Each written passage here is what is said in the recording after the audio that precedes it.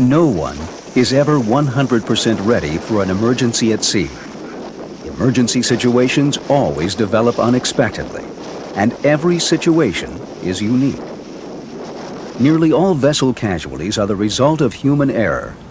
In a crisis, making good decisions is the only thing that stands between the vessel and catastrophe, but fear and confusion can easily overwhelm good judgment. 2 steps, preparation and practice, are vital for ensuring that your crew makes the best possible decisions under pressure. The alternatives to preparation and practice are chaos and panic. Imagine a football team trying to compete without plays or assigned positions. It's up to the master of each vessel to devise detailed contingency plans for the major emergencies the vessel could confront. Then, the plans have to be tested. When you hold a drill, you'll probably be surprised at how many things you've overlooked and at how much you learn. An undrilled crew probably won't function well in a real emergency. On the other hand, trained crews that survive a crisis often state it was just like a drill. The quality of the information you gain will be directly proportional to how seriously you and your officers treat the exercise. The crew won't be fooled. If the drill isn't important to you, it won't be important to them. The more hands-on the drill, the more information the crew will retain.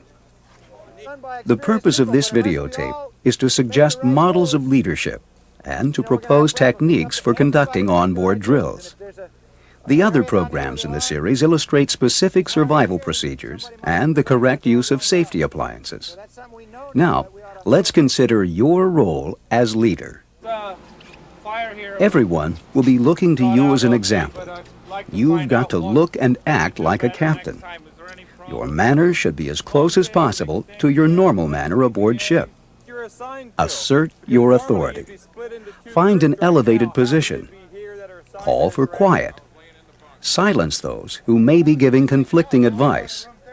Keep the crew calm and responsive to your directions. One of your best resources is the crew itself. Identify those who are functioning well and give them leadership jobs. Everyone should have a pre-assigned job recorded on the station bill. Keep everybody busy. No one likes to be left in ignorance. The crew doesn't need to know everything, but you should give them enough information to diffuse rumors. Never let them develop the impression that their escape routes are cut off. This is one of the single greatest causes of panic, and means that it's usually best to designate an elevated open deck as the safe area. Panic is a state of emotional tension and heightened imagination that causes people to act impulsively rather than rationally. It's caused by the awareness that one's life is in great danger. An aggravating factor is loss of faith in the leader. The best means of eliminating panic is to prepare the crew to react effectively under a wide range of circumstances. Because each vessel is unique, there is no single method for preparing emergency plans. The best way aboard your vessel is your way. Here is a minimum set of contingencies the skipper should consider.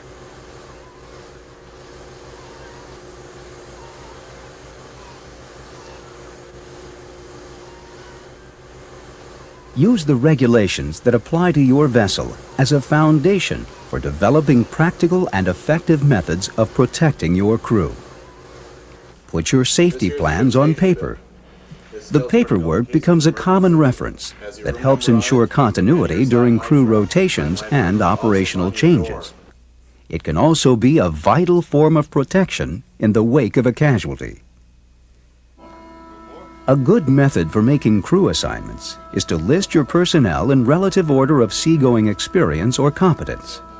After each name, assign the stations and duties you want that person responsible for. Ask yourself, who is the best person for this job? Simultaneously, ask yourself what equipment each person should be responsible for. The crew assignments should be recorded on a station bill and posted in a highly visible place. The safety plan should identify the number, type, location, and operation of all the vessel's survival equipment. Emergency instructions that illustrate important safety procedures and appliances should be posted in a conspicuous place. After the emergency plans have been finalized, hold a crew meeting to discuss them. Have each crew member verify in writing that he or she understands the station bill, the emergency instructions, and his or her duties. Later, get a signed record of each crew member's participation in drills. When new hands come aboard, they should immediately be given a safety orientation that familiarizes them with the safety gear, the emergency instructions, and the station bill. Again, have them verify participation in writing. How often you drill depends on common sense and the regulations that apply to your vessel. For example, large fishing vessels are required to drill each crew member monthly. An unscheduled drill should be conducted whenever a major crew rotation occurs. Neither the emergency plans nor the station bill will ever be finished. The documents will have to be updated as necessary to reflect operational or regulatory changes. Now, let's talk about specific drills. Every vessel must be prepared for the necessity of abandoning ship. In this kind of extreme situation, everybody's life depends on how calmly and efficiently the skipper and officers can direct the evacuation. Especially on large vessels, regular drilling is the only means of minimizing confusion. Preparation is the key. Before the drill can take place, and before you go to sea, make sure the vessel is equipped with adequate survival gear for everyone on board. Check to see that it has been properly serviced and stowed. Be sure that the vessel is equipped with sufficient alarms that can be heard throughout all living and working spaces, and that all escape routes are kept clear. Have the crew practice evacuating by each escape route. Designate a safe area, preferably an open deck with easy access to the water, where crew members can don their immersion suits or personal flotation devices and await further orders. Devise a plan for distributing immersion suits or PFDs. Establish a buddy system to account for all hands. Ensure that you have the means of communicating effectively with everyone aboard. Post radio distress procedures on the bridge and make sure all wheelhouse personnel understand how to make a distress call. Schedule the drill when the entire crew is aboard and stationed in customary living and working spaces. For the sake of realism, it's best to make the drill a surprise to as many people as possible. Don't permit maintenance or production operations to disrupt the crew's full attention. Sound the alarm. Drilling enables you to familiarize the crew with the vessel's alarm system. Muster the crew out of living and working spaces. Vessel officers and experienced hands should report to their stations. Crew members with no specific duties should obtain immersion suits or PFDs and report to the safe area. If there is time, they should gather warm clothes and additional supplies as assigned on the station bill. Time the evacuation and make note of bottlenecks. You may have to reroute traffic or rethink the way the safety gear is stowed and distributed. Practice calling for help. In a real emergency, don't hesitate in making the distress call. It is far better to cancel a rescue in progress than to wait too long. Crewmen at the safe area should don their immersion suits or PFDs and await further orders. Their objective should be to build speed and confidence with this gear. Inventory the supplies that have been brought to the safe area and determine additional needs. Advise the crew that the decision to abandon is entirely the skipper's. No one should leave the vessel until the skipper gives the order. Simulate launching the life rafts. In a real emergency, strive to launch the rafts manually before the situation reaches the crisis stage. Unless you have practice units, don't actually launch your rafts during drills. Each launch stresses the fabric and necessitates a costly repack. To familiarize your crew with what's inside the life raft canister, have your authorized repack agent conduct a demonstration during the annual service required for each unit. You should also discuss the use of visual distress signals, EPIRBS, and other signaling devices. Don't activate pyrotechnics unless you are sure you can do so safely. Test the EPIRB only during the international testing period, which occurs during the first 5 minutes of every hour. Make sure everyone knows when the EPIRB is on and off.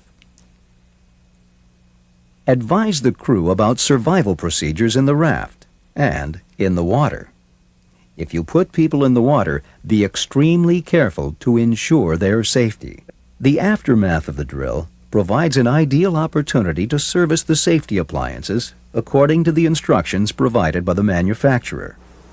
Discuss the drill. Review the critical steps in coping with the emergency and ask the crew for input. Someone may have a better idea. Vessels are full of fire hazards. Coast Guard statistics indicate that most shipboard fires start in unattended machinery spaces, like the engine room, and many are not detected until it is too late. Fighting fires in enclosed spaces is especially hazardous to personnel. Only through careful planning and regular practice can vessel crews become adequately prepared for the extremely complex problem of fighting a shipboard fire. Preparation begins with structural fire protection as the vessel is built or modified. All equipment installed aboard the vessel should be the approved marine type, and installation and maintenance procedures must be carried out professionally. Adequate fire extinguishing equipment should be installed and properly maintained. This list includes fire main systems, fixed fire extinguishing systems, and portable fire extinguishers. Fire extinguishing equipment should be professionally serviced on an annual basis. All compartments should be fitted with fire or smoke alarms. Alarms in engine rooms and other high-hazard spaces should provide audio-visual warning on the bridge. All alarms should be tested according to the manufacturer's instructions.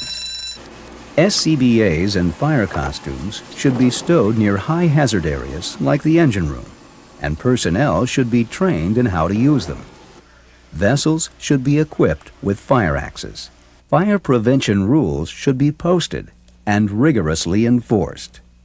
No smoking areas should be clearly marked, and crew members should be instructed to observe all fire prevention rules. Good housekeeping must be practiced constantly. Assign fire response jobs to officers and experienced personnel, and make sure they understand them. Drills should be as realistic as possible. Unship hoses, extinguishers, and SCBAs and carry them to staging areas. Practice isolating interior spaces to control the fire and prevent its spread. The first step is to sound the alarm. Even if you're going to attempt a fast attack with a portable extinguisher, first alert someone else in case you are overcome by heat or smoke. The warning should include the fire's exact location. Make a distress call immediately, even if you think you can control the problem. If the fire grows, you may not have another chance.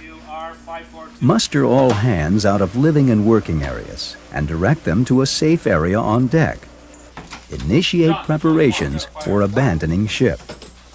Don't expose a hidden fire until equipment has been staged and the fire team is ready for a full-scale attack.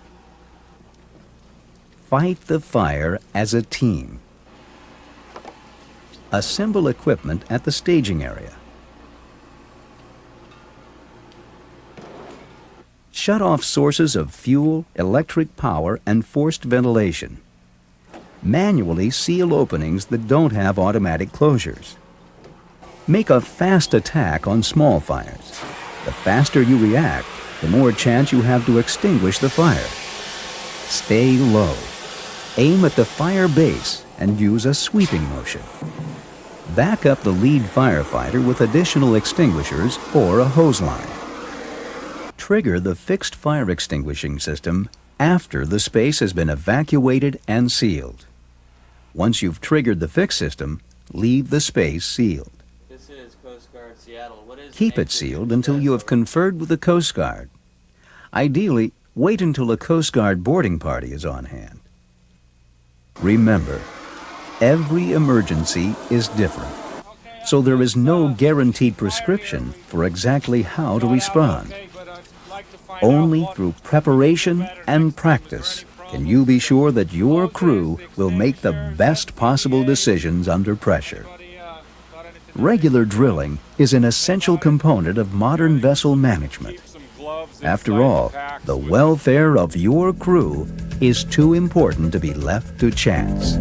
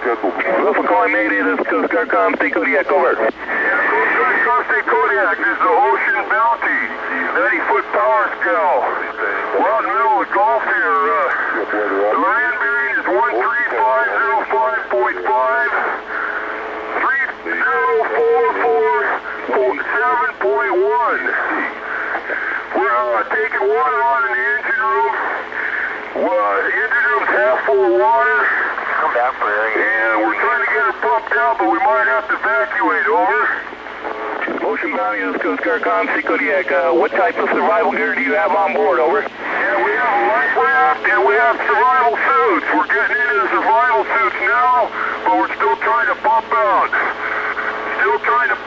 We got the life raft down, survival suits out. Yeah, this is the Ocean Bounty. We're starting to lose power. We're losing power. We're going to lose this radio shortly. Get a chopper out here, okay?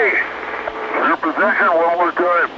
13504 30450. We're going down. The crew of the Ocean Bounty made it. They communicated essential information to the Coast Guard. And even in the Gulf of Alaska, the modern search and rescue system was able to save their lives. Some people might say they were lucky, but there's a lot more skill than luck involved in surviving an emergency at sea. Today's survival and communications equipment make your odds of surviving higher than they have ever been before. But the equipment is only as good as you are. You've got to know how to use it.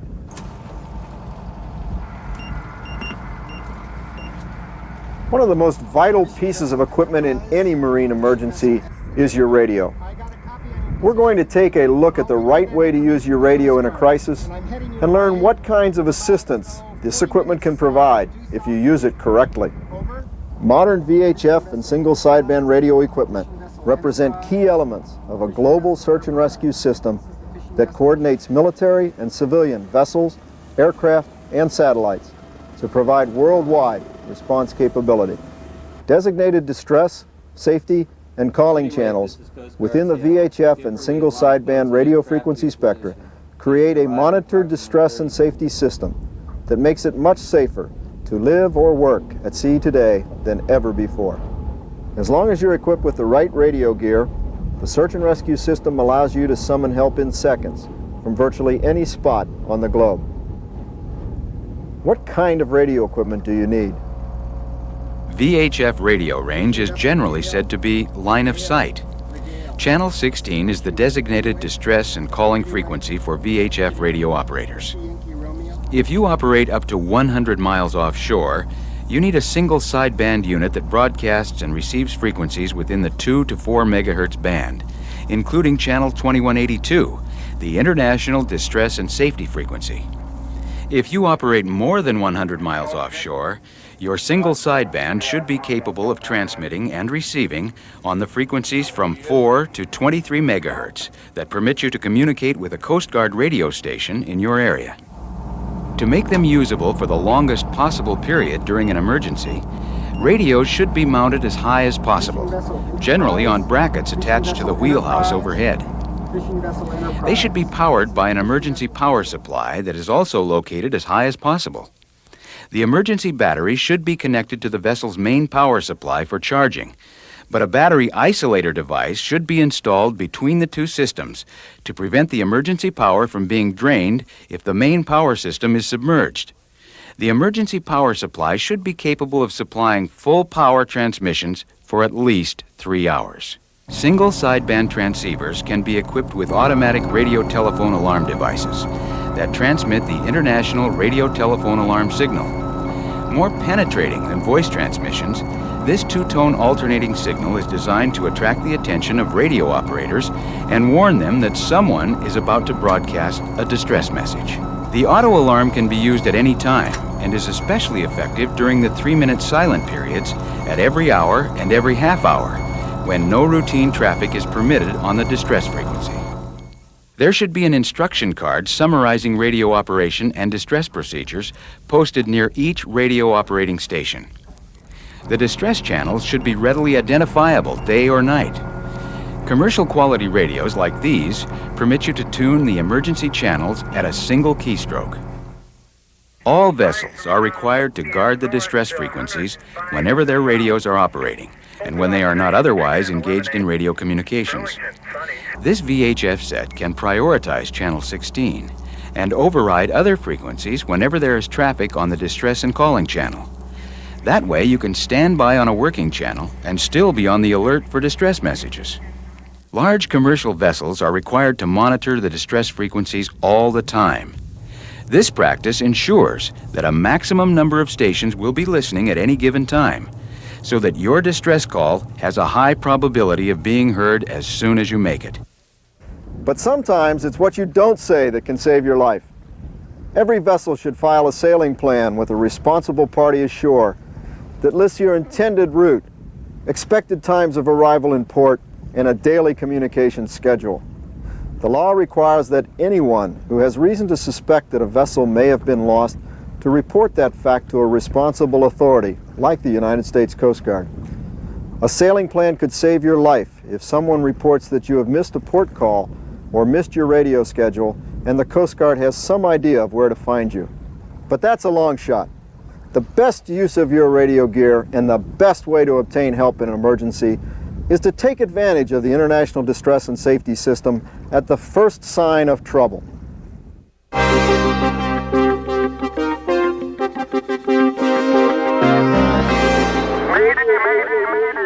Never ignore a call for help. Everyone afloat shares a responsibility for the safety of other mariners. If you hear a distress call, be ready to respond immediately. Just imagine yourself as the vessel in distress. There are 3 priority calls that always take precedence over general communications. Mayday is the phonetic pronunciation of the French word that means, "help me." The term Mayday identifies messages pertaining to vessels or persons threatened by grave and imminent disaster and requiring immediate assistance. A Mayday call always deserves top priority. Use the Mayday signal to report emergencies that threaten the entire vessel or medical emergencies that represent an immediate threat to someone's life. Pon-pon is the urgency signal that identifies messages pertaining to vessels or persons in jeopardy. It ranks second in priority to Mayday. If you hear an urgency signal, copy the information for later reference. You may be called upon to relay the information to others. If the situation becomes a distress, you could be called upon to assist. An example of when to use the urgency signal is to obtain medical advice from the Coast Guard for a patient whose life is not in imminent danger. Sécurité is the safety signal. It identifies messages pertaining to navigational hazards or bad weather. In terms of importance, it ranks behind Mayday and PON, yet ahead of any routine communications. Whenever your radio is turned on and not actually in use on another frequency, keep the receiver tuned to the appropriate distress and calling channel, either VHF channel 16 or single sideband channel 2182. If you're tuned to 2182, you're required to observe the silent periods for 3 minutes immediately after the hour and after the half hour. If you hear a Mayday call, listen carefully and copy down the vessel's name and call sign, its position, the number of persons on board, and the nature of the distress, as well as any other details about its size or description. Do not answer the call immediately. Give the Coast Guard or some other agency that is trained and equipped to deal with emergencies a chance to answer first. If no one else responds within a minute, you are responsible for answering the distress call. Contact the vessel and confirm the information conveyed in the distress message. Use your own radio to relay the Mayday call to the authorities. Reassure the crew. Let them know that you'll stand by on their frequency until help arrives. Keep in mind that if you are the vessel best able to respond to the emergency, or if you are requested to do so by the Coast Guard or some other authority, you bear an obligation to assist until you are released from duty, although you should do nothing that endangers your own vessel. When a distress call is received by the Coast Guard, by a government radio station, or by some other search and rescue agency, the information is relayed to a Coast Guard operations center that makes a determination about what to do next. And today, search and rescue at sea is organized on a worldwide basis through international treaties. And each operations center can mobilize whatever military or civilian aircraft and vessels are best able to assist the casualty.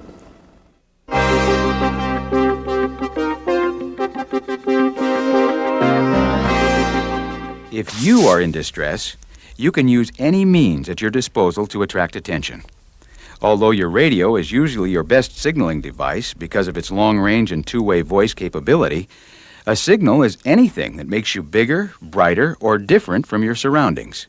The crew of a vessel in distress has to act fast and make the right decisions.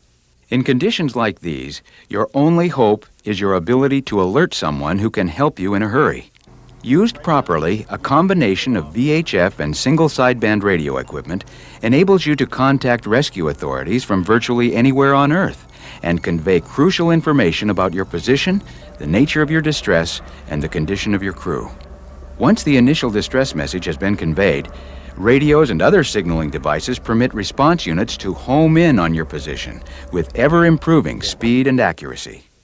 Rescue agencies would much rather get a distress message early than to learn about a casualty only after it's too late to help the survivors, even if it means they have to cancel a rescue operation that proves unnecessary.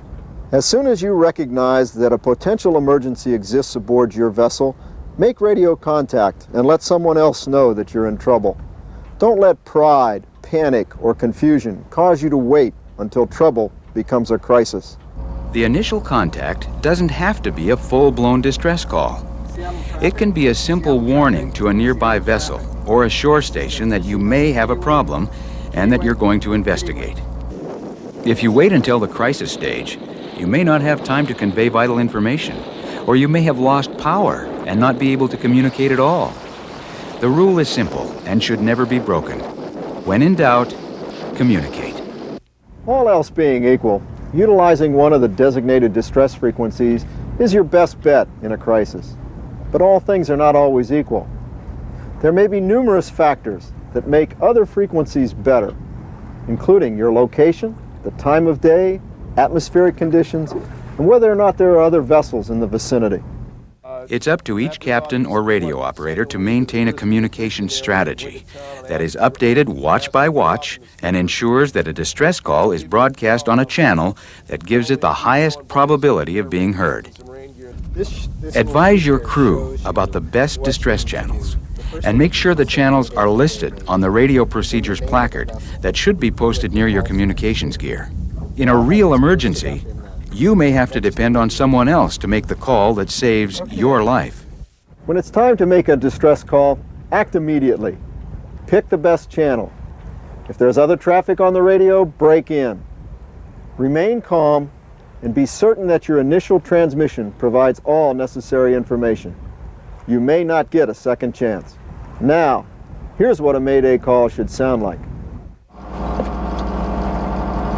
Mayday, Mayday, Mayday. This is the Kittiwake, the Kittiwake, the Kittiwake. Whiskey Yankee Romeo 5026. Mayday, this is the Kittiwake. 1 mile south of possession point. Over. Mayday, Kittiwake. This is Coast Guard Seattle. What is the nature of your distress? Over. Coast Guard, this is the Kittiwake. We've struck an underwater object. We're taking on water rapidly. We're sinking. We're sinking. 3 adults on board. We're sinking. Over. Kittiwake, this is Coast Guard Seattle. Confirm your position as 1 mile south of possession point. Over. Coast Guard, this is the Kittiwake. That's affirmative. We're a 40-foot fishing vessel, red hull, with a white house. We need help. We need help now. Seattle Search, Group Port Angeles. This is Group Seattle Sartell. Roger. The fishing vessel Kittiwake is taking on water 1 mile south of possession point with 3 persons on board. Request an aircraft launch from Port Angeles. Diverted Coast Guard 41388. Request the aircraft's ETA.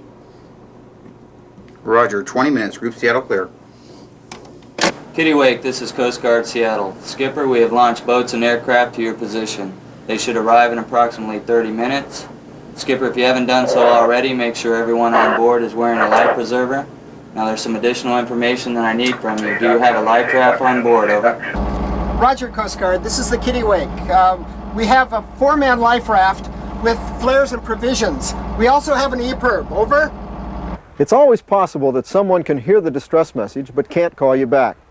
If you don't get a response, continue broadcasting and pausing to listen for a return call. If you can't get a response on the first channel you use, try a different one and keep transmitting as long as you can. You may not feel like talking when the water's rising around you, but these details are critical in helping the Coast Guard mount an effective rescue. Be advised that these additional questions speed the response and enable rescue units to do a better job of helping you.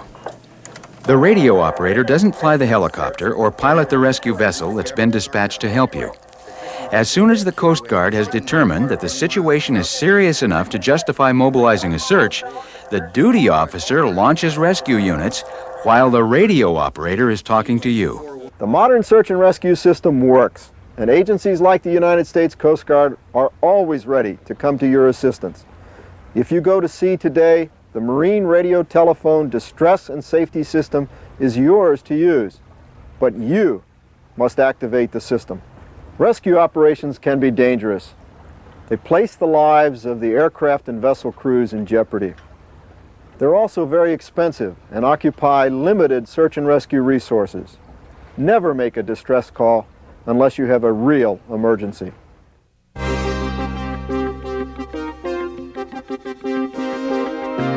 Your radio is your best means of obtaining assistance in a crisis, but you have to use it effectively. Channel 16 is the designated VHF distress frequency for vessels operating near shore. Channel 2182 is the international distress and safety frequency for vessels operating on the high seas. Maintain a communication strategy. Post a distress radio procedures instruction placard near your radios and train your crew in how to call for help. If you are in distress, make radio contact at the first sign of trouble. Remain calm. Pick the best channel and be sure your initial transmission includes your name, call sign, and position. Be prepared to answer additional questions when someone responds. Rescue agencies like the Coast Guard need as much information as possible to mount an effective response. Establish a communication schedule and remain in contact as long as possible. Remember, if you utilize it well, the modern search and rescue system can provide assistance at virtually any spot on the globe.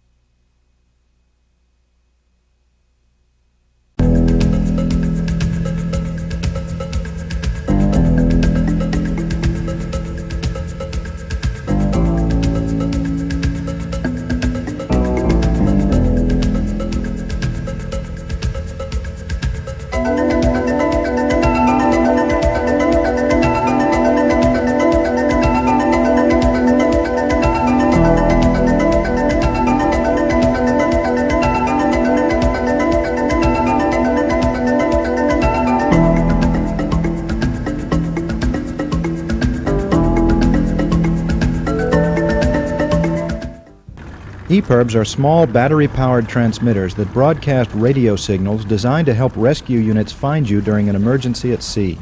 Next to your radio, an EPIRB is the most effective distress signal at your disposal. It can beckon help from virtually any spot on the globe. An EPIRB functions in three ways.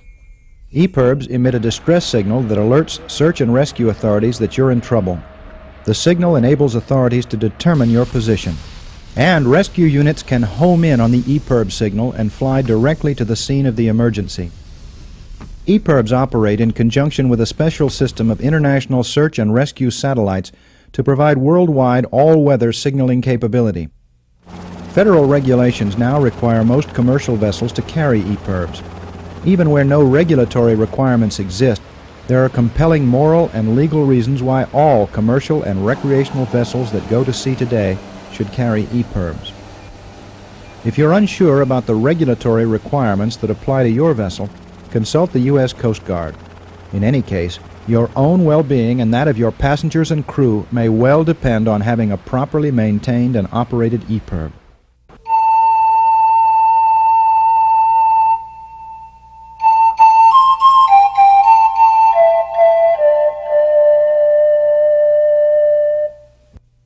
The system of modern 406 MHz satellite EPIRBs became operational in 1989.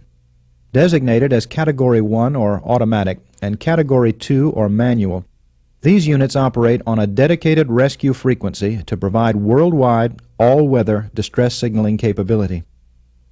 The 1995 introduction of GOES, or Geostationary Earth-Orbiting Satellites, gave the system instantaneous signal recognition from virtually anywhere on the globe. Today, activating a 406 MHz EPIRB provides authorities with all of the information contained on the owner's EPIRB registration and identification card within 6 to 10 minutes. Data from polar orbiting satellites gives them the EPIRB's precise position as soon as the satellites are in proper orientation. Depending on your location, this occurs within a period ranging from a matter of minutes to a few hours. An older system of Class A and Class B units broadcasting at 121.5 and 243 MHz remains operational.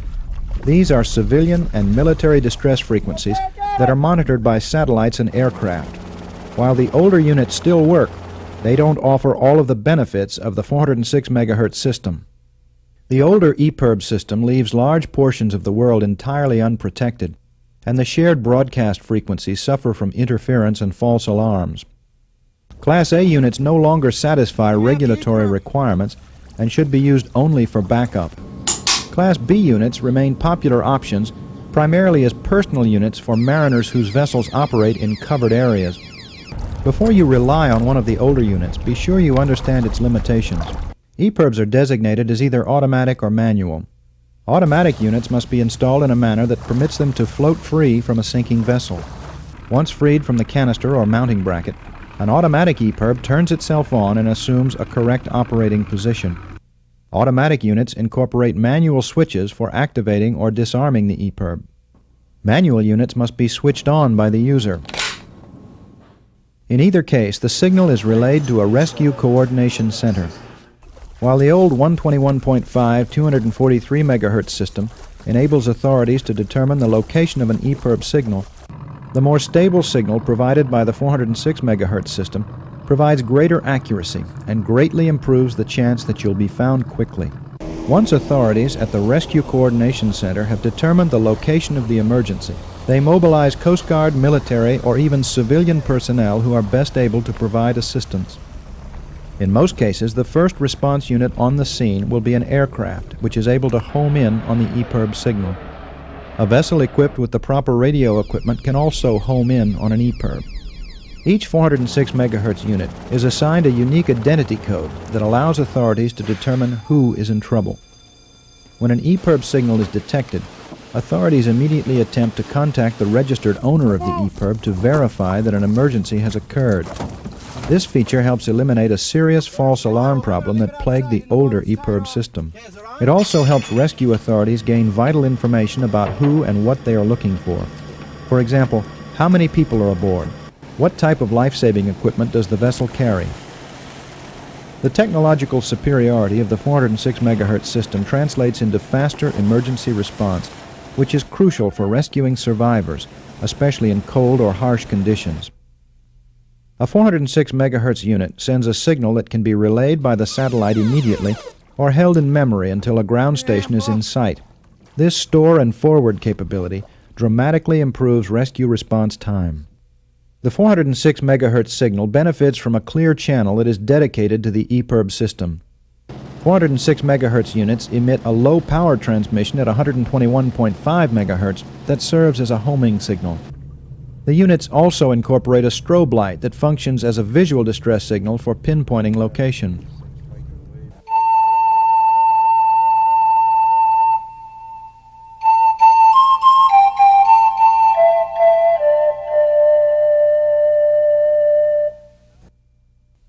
Category 1 EPIRBs are housed in canisters or brackets that are fastened to the exterior of the vessel. The housing incorporates a hydrostatic release that frees the unit if it is submerged. The EPIRB then floats free and activates automatically. The best place to mount a Category 1 unit is as high as possible on the vessel superstructure, in a location where the unit's ability to float free is least likely to be obstructed during a sinking or capsize. Category 2 EPIRBs are mounted on brackets that should be located in an easily accessible interior space. These units must be manually deployed and activated. Crew members should be informed of the location of Category 2 units and instructed in how to operate them. Class B EPIRBs must be manually switched on and should be kept in an accessible location. Class B units are often utilized as personal EPIRBs that are attached to personal survival equipment.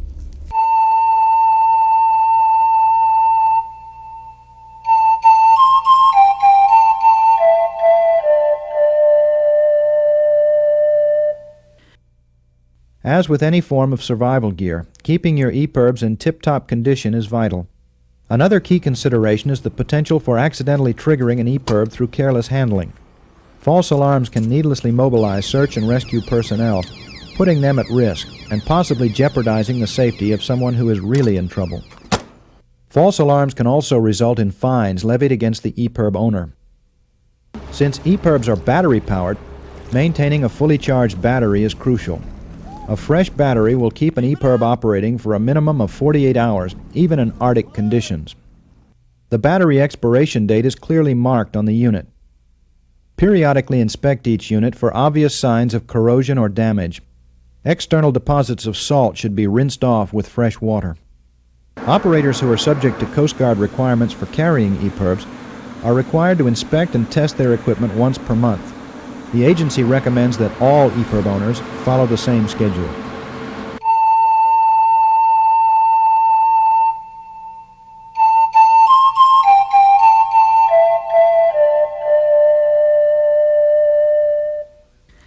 Category 1 and 2 units incorporate a self-testing circuit that performs an internal check and transmits a special testing signal without falsely alerting search and rescue authorities.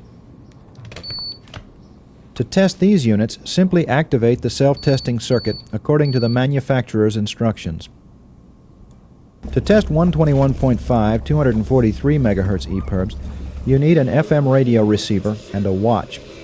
Testing of these units must only be done during the first 5 minutes of the hour. This is the International Distress Frequency Test Period. When the time is right, tune the radio to 99.5 MHz and activate the EPIRB. If it is working properly, the indicator lamp will flash and you will hear a rapid series of distinctive tones on the radio.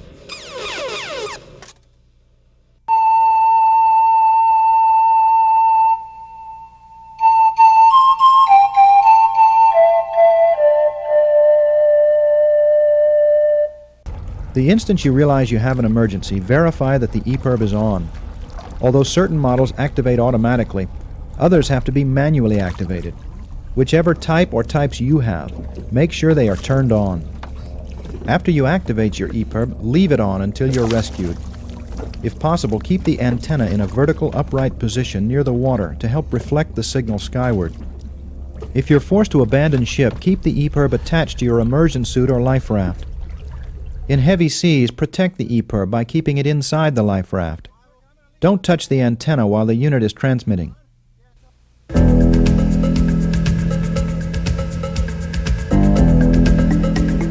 EPIRBs are long-range distress signals that can alert authorities to the existence and location of an emergency virtually anywhere on the globe.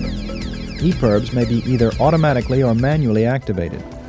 406 MHz EPIRBs are worldwide, all-weather devices that enable search and rescue personnel to respond quickly to emergencies at sea. Class A EPIRBs can still be utilized as backups to 406 MHz units in areas covered by the 121.5 243 MHz system. Class B EPIRBs remain popular as personal units. Before relying on a Class A or Class B EPIRB, however, be sure you understand its limitations. 406 MHz EPIRBs are easy to test without the potential for triggering false alarms. Class A and Class B units must be tested for no more than 1 second during the first 5 minutes of every hour. During an emergency, make sure the EPIRB has been turned on and leave it on. Keep it with you and protect it from the elements.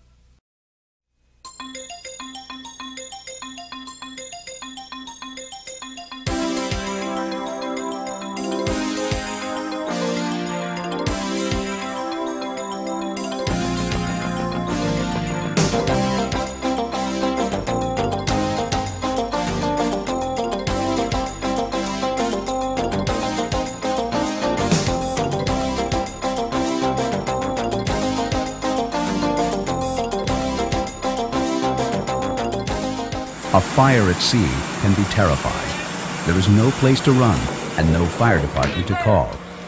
At least initially, the crew of a burning vessel has only itself to depend on. As with all marine emergencies, the threat of fire can be minimized by a pair of related procedures: prevention and preparation. Prevention is the best form of fire protection, but even the most thorough prevention program won't entirely eliminate the potential for fire aboard your vessel.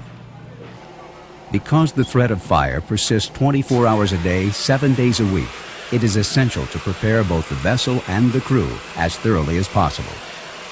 The subject of this program is crew preparation and the critical event we call first response. The first response to a fire may represent the difference between a catastrophe and a crisis averted. In coping with fire, time can be your principal ally or your worst enemy. Fire has the ability to increase in intensity up to 5 times in the first minute, up to 25 times in the second minute, and up to 125 times in the third minute. This capacity for exponential growth means that the faster you respond to a fire, the greater your chances of controlling the damage.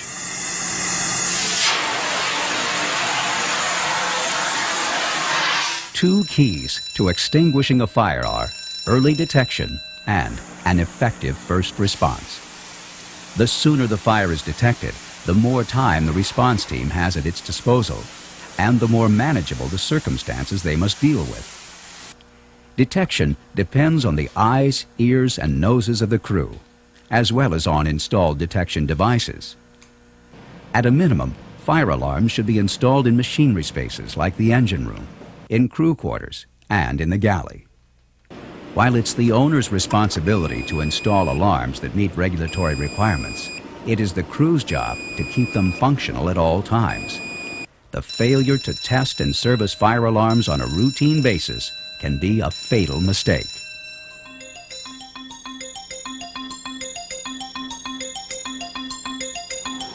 Once a fire has been detected, first response becomes critical.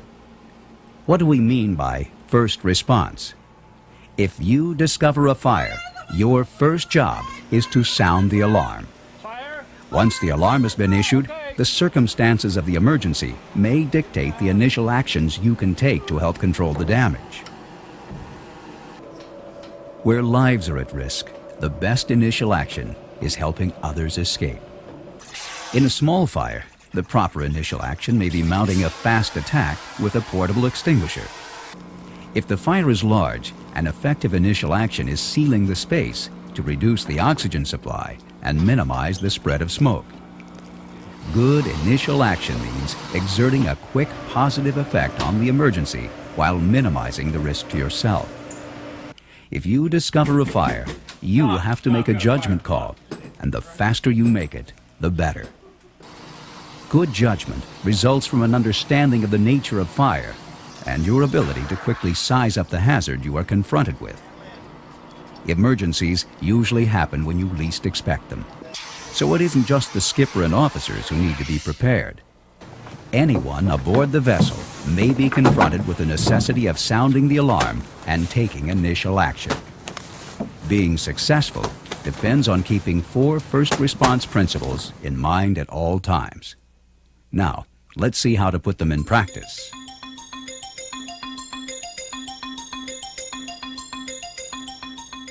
If you discover a fire, your first job is to sound the alarm. Merely shouting fire isn't enough. Your alarm must alert others who may be at risk. It must also alert the bridge and convey critical information to the officer in charge.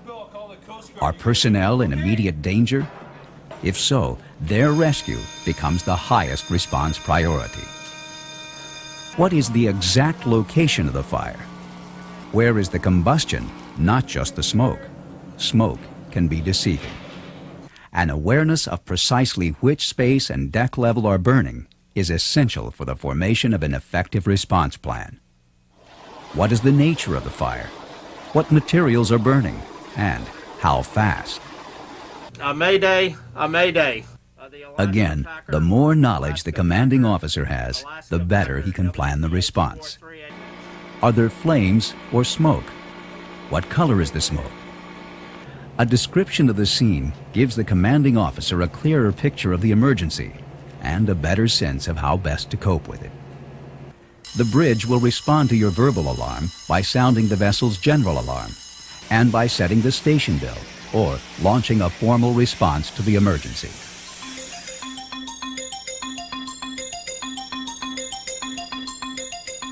In the meantime, you may be in a position to assist others or to buy time for the fire team. Your initial actions should be guided by the remaining principles of first response. If personnel are in danger, your foremost responsibility is to help them escape. If you're certain you can do so safely, you may be able to extinguish a small fire with the means at hand. You can help contain a large fire by sealing the burning space, shutting down ventilation, closing off fuel and electrical supplies, or removing materials that may contribute to fire spread.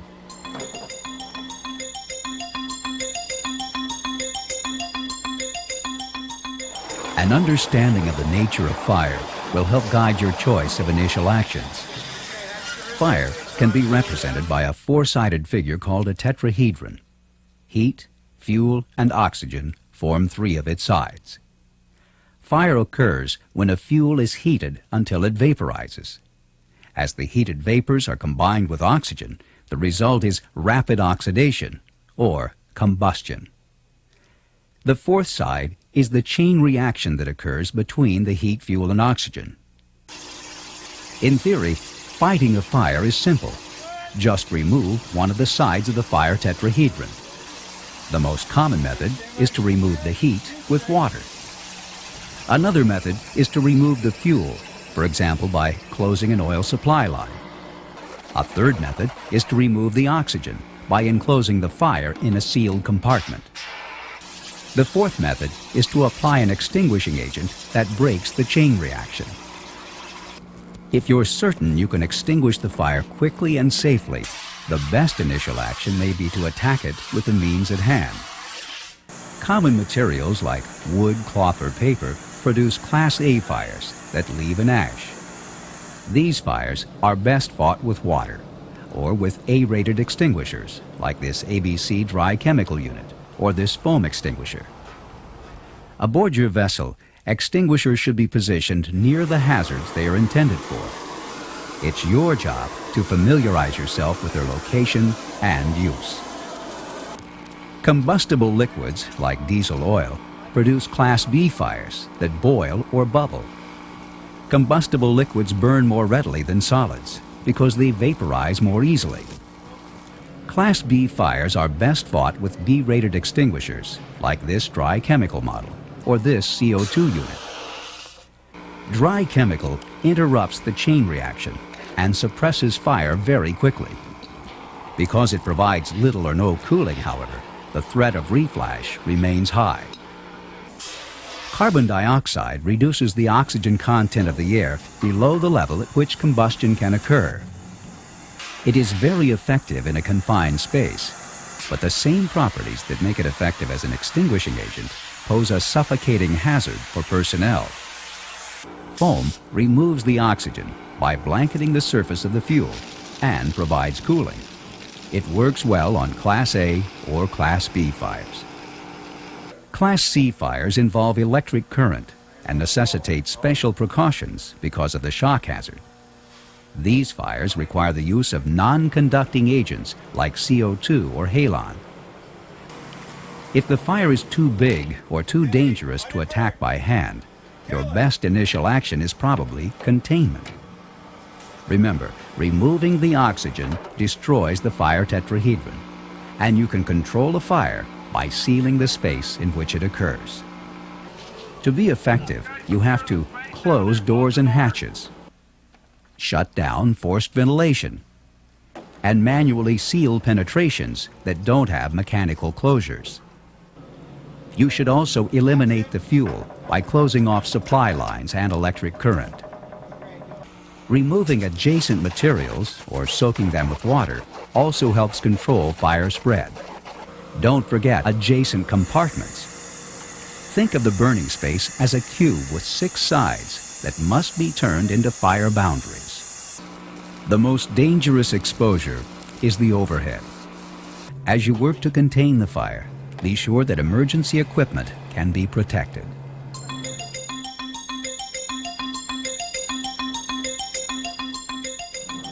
Remember, your job as the first responder is to sound an alarm that alerts others and supplies critical information to the bridge, and to take initial actions that buy time until the bridge can set the station bill and mount a formal fire response.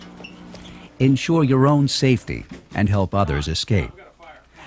Attempt an unsupported attack only after sounding the alarm, and only if you are certain the fire can be controlled quickly with the means at hand. Contain a large fire by removing the oxygen and removing the fuel. The exact sequence of steps that constitute the best initial action will be dictated by the emergency.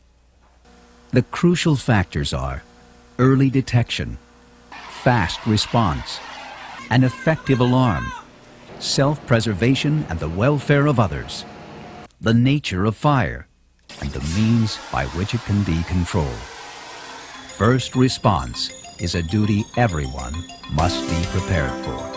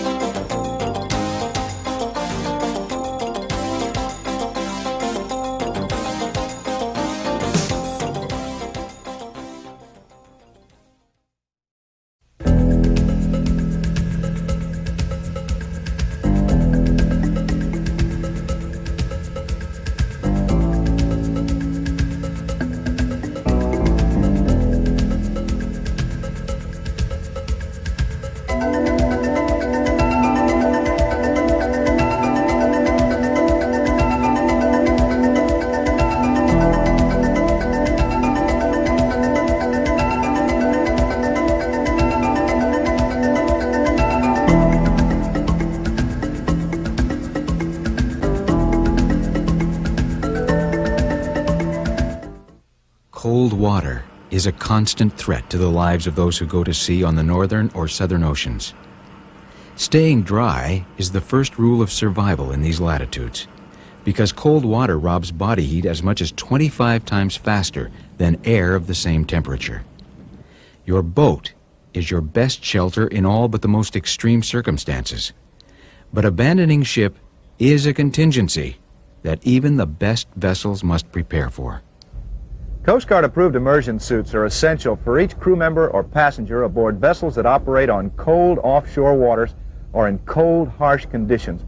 Immersion suits are the only garments that should be regarded as primary abandoned ship devices for cold water. Only immersion suits provide sufficient levels of buoyancy and insulation for extended survival in cold, harsh conditions. Each suit should be marked with the name of your vessel. If it's your personal suit, mark it with your own name as well. Be sure you practice donning your suit before the vessel goes to sea. The suit must fit properly and form a tight seal around the face. It must be free of holes or other defects and have a free-sliding zipper that is lubricated regularly with paraffin, beeswax, or another lubricant recommended by the manufacturer. It should have an inflatable pillow. The pillow helps keep your head and neck out of the water for better thermal protection and helps eliminate the fatigue of holding your head up. Inflate it every time you inspect the suit to be sure it's airtight. Each suit should be fitted with a signal light, preferably a strobe, and a whistle. It should have retroreflective tape on the head and shoulder areas. You should renew the retroreflective tape whenever it gets worn. At least 200 square centimeters of retroreflective tape should be visible when you're floating face up in the water. There should also be some on the back in case you're floating face down. If someone is searching for you in the dark, the retroreflective tape will be all that's visible unless you have flares or a signal light. Preferably, your suit includes a lifting ring and a buddy cord. It's a good idea to attach personal flares. Either insert it into a pocket or tape to the leg. You should also consider attaching a small EPIRB, an emergency position indicating radio beacon. EPIRBs emit a signal that rescue units can use to find you. Some suits are just big coveralls, like a child's pajamas. Others may have boots, removable gloves, and other features. It's up to you to pick a model that meets the legal requirements that apply to your vessel and that works for you. It's got to fit your physique and have the features that meet your needs.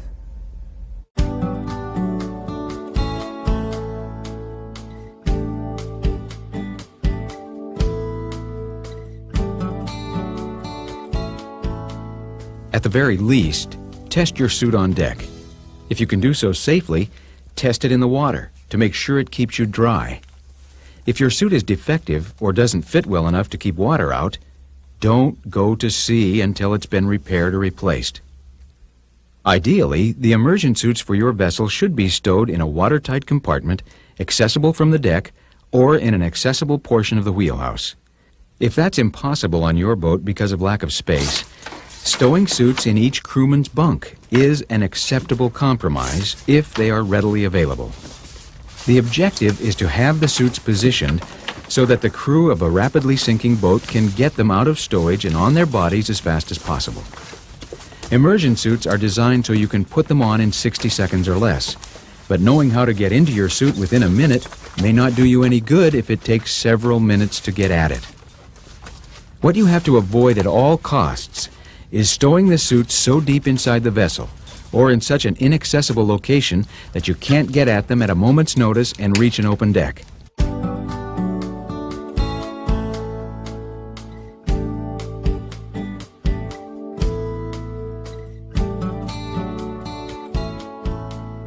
Immersion suits should be donned only on open decks, never in interior spaces. The enormous buoyancy and bulkiness of an immersion suit means that you could be trapped if you put it on inside a vessel that rolls suddenly. An immersion suit should be kept completely dry and stowed in a bag provided by the manufacturer. To eject the suit, simply hold the bag upside down and thrust it sharply downward. Wear as much clothing as you can under the suit, including a watch cap. If your suit doesn't have its own integral boots, wear your shoes or boots. Be sure that you have practiced in advance and are certain that the clothes and shoes or boots you intend to wear will fit. Don't waste time struggling to get your boots and deck gear into the suit when it's time to abandon ship. If it comes down to a choice between getting into the suit or keeping the boots and deck gear, get rid of them. Getting the suit on before you enter the water is by far your highest priority. On a rolling deck, sit down and put the suit on like a child's pajamas. First, get your feet into the legs. Next, put your weak arm in one sleeve. While your strong arm remains free, use it to get the hood over your head. Put your strong arm in its sleeve after the rest of the suit is on.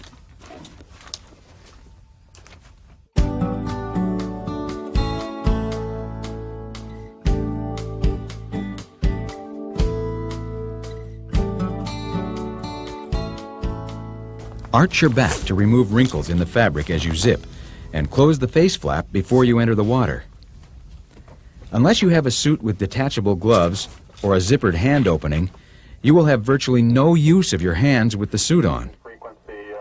To prepare early and still have use of your hands, put on the lower half of the suit and tie the arms around your waist like a ski sweater. This way you can make a distress call or continue trying to save the vessel, but still be ready to abandon in an instant. Be sure that your zipper has a lanyard or tail long enough to enable you to grasp it easily with the gloves on. Once you've gotten into your suit, help your crewmates get into theirs. Okay, now look at, don't abandon Never abandon ship until the skipper or officer in charge gives the order. Your boat is your best shelter in all but the most extreme circumstances, and abandoning ship too soon has cost lives unnecessarily. If the order to abandon is given, try to board the vessel's life raft directly without getting wet. Trying to stay dry is the first rule of survival in cold water, even if you're wearing an immersion suit. If you have no other choice, enter the water from the lowest possible point and look before you leap. You've got to protect yourself from injury, especially if you're very high. Jumping sideways enables you to use your inboard arm to protect your head from striking the vessel in a sudden roll. Cover your face with your other hand to minimize the cold shock. Cross your legs or keep your feet tight together as you hit the water in case there is floating debris. Inflate the pillow with the mouth tube or CO2 inflator after you enter the water. If there are other survivors in the water, huddle together. If there is debris or any other source of flotation nearby, use it to get as much of your body out of the water as possible. Use any means available to signal your whereabouts. Try to keep calm and conserve energy. Keep your morale high. Immersion suits have enabled people to survive incredible ordeals, even in cold, harsh regions like Alaska. As long as you have the will to survive, you have hope.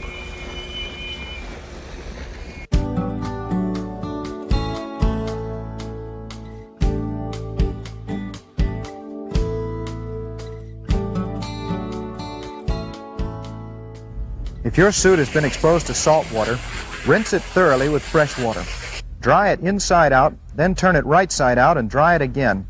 It must be completely dry before you stow it in the bag. Immersion suits should be inspected frequently. Corroded or malfunctioning zippers should be replaced immediately by the manufacturer or by an authorized servicing agent. The zipper should be lubricated after each inspection. Look for rips or leaks in the fabric. Inspect the stitching and gluing along each seam. And test the inflation pillow and mouth tube.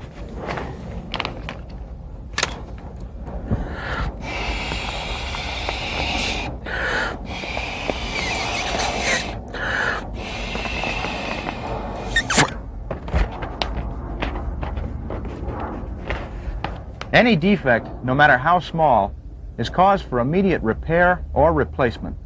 Stow the suit so it's ready for immediate use. Deflate the inflation pillow.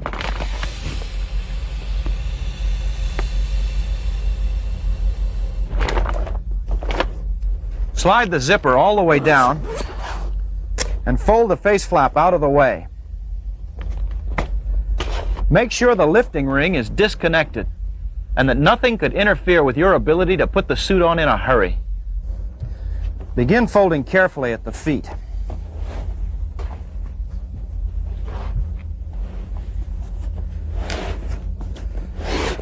Pull the hood down and fold the arms across the bundle.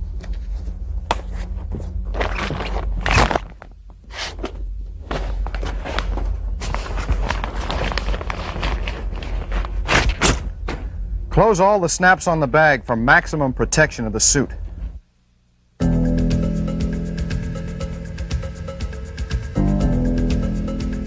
A Coast Guard approved immersion suit is your personal insurance policy in a life-threatening emergency. Select a suit that fits your physique and has the features that meet your needs. Inspect your suit and practice donning it before the vessel goes to sea. If safety permits, test your suit in the water. Be sure your suit is completely dry. Fold it so it's ready for immediate use and place it in a bag provided by the manufacturer. Stow the suits where they are immediately accessible. Don your suit on deck, never in interior spaces, and help your crewmates don theirs. Zip the suit all the way up and close the face flap before you enter the water. Never abandon ship until the skipper gives the order. Try to stay dry. If you must enter the water, do it carefully. Huddle together. Look for sources of flotation and use any means available to signal your whereabouts. Try to remain calm and maintain your morale. As long as you have the will to survive, you have hope.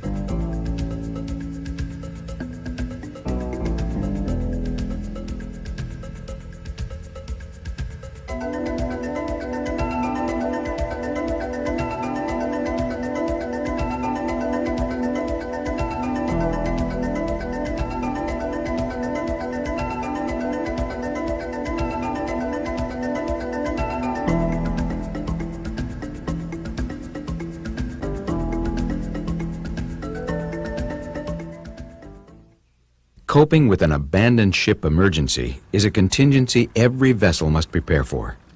Vessels can sink or capsize with terrifying speed. The combination of an immersion suit and an inflatable life raft makes your chances of surviving an abandoned ship emergency today far greater than ever before. But merely having the equipment aboard is no guarantee that you'll survive. You've got to know how to use it. As part of your preparation, read the instructions provided by the manufacturers of your survival equipment. Try to anticipate the circumstances that you could someday face and visualize your responses. The more you've thought about survival procedures in advance and the better you know your equipment, the better the chance you'll put it to the best use in a real emergency.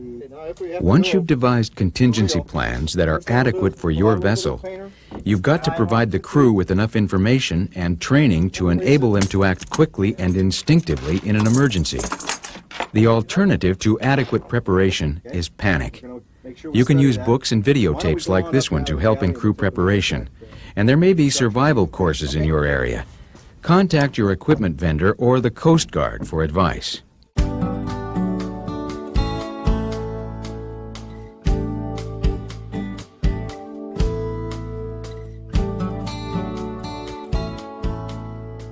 Abandoning ship is the skipper's decision, no one else's. Just as it's a crucial mistake to wait too long to begin survival procedures, abandoning too soon has unnecessarily cost lives. Your boat is the best shelter in all but the most extreme circumstances. And the decision to abandon means that the life raft and the immersion suits have become better shelter than the boat. Many vessels are legally required to carry Coast Guard approved rafts that must be serviced annually by an agent authorized by the manufacturer. Even with no legal requirement, if your vessel operates offshore or in cold or remote conditions, you should do the same. Vessels that operate in inshore waters and bear no legal requirement to carry approved equipment, can substitute coastal or yacht-type rafts that are smaller and less expensive. Because they are not subject to testing or construction requirements, however, rafts of this type can vary widely in quality. The buyer of non-approved gear must use careful judgment and choose equipment built by reputable manufacturers. This rescue platform is an example of an even more compact, less expensive type of survival craft that meets the needs of boaters who operate in mild conditions or protected waters. It's each owner's responsibility to select survival equipment that meets both legal minimums and the special needs of his vessel and the crew. The recommendations that follow refer primarily to approved life rafts. Whatever kind of gear you carry, be sure you're aware of what features it does or doesn't have. Once you've selected a piece of gear, you and your crew need to learn how to use it. The best way is to simulate actual emergencies and walk through the steps that will be required to abandon your vessel in the most efficient manner. If you do hold a practice exercise, don't inflate your raft with the CO2 cylinder because of stress on the fabric and the cost of repacking. Contact your authorized servicing agent. He should be happy to let you and your crew observe as he inflates the raft and inspects the contents during annual maintenance. It is vital that all rafts undergo annual servicing at factory-authorized facilities. Even the best piece of gear may fail to do the job it was designed for if it hasn't been properly serviced. Your servicing facility should have letters from the raft manufacturer and the Coast Guard stating that he's authorized to work on approved models of specific brands of gear. Rafts come in hard canisters and valise packs. Currently, the smallest Coast Guard approved models have 4-man capacity. A hard canister raft should be stowed on a cradle in a manner that provides easy access and provides a float-free launch if the vessel sinks suddenly. It must be stowed clear of rigging or superstructures that could interfere with its ability to float free. The life raft canister should be secured to the cradle by a hydrostatic release that is activated by water pressure if the vessel sinks suddenly. There should be no other lashings or tie-downs that restrict the raft from floating free. To launch the raft manually, release the pelican hook on the raft's tie-down strap, or strike the trigger on the hydrostatic release and lift the canister off the cradle. Whenever it's handled, the canister must be treated carefully to prevent punctures and ensure that the watertight gasket remains intact. Carry the canister upright. Rolling the raft down the dock or turning it upside down could cause the painter to foul and inhibit inflation. The bands that hold the canister together are designed to break automatically during launching.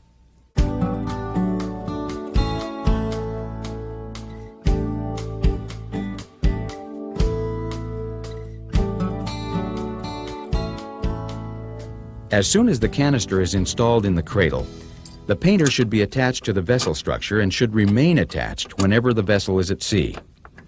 The painter-to-vessel connection includes a weak link designed to break during a float-free launch. Try to launch the raft before the emergency reaches the crisis stage. Many vessels stow the raft on the housetop or in some other out-of-the-way location where it doesn't interfere with normal operations. When it's time to abandon ship, however, it's preferable to launch and board the raft from the lowest point above the water. You need to strike the best available compromise on your boat between what's convenient in terms of stowage and what is workable when it's time to launch the life raft.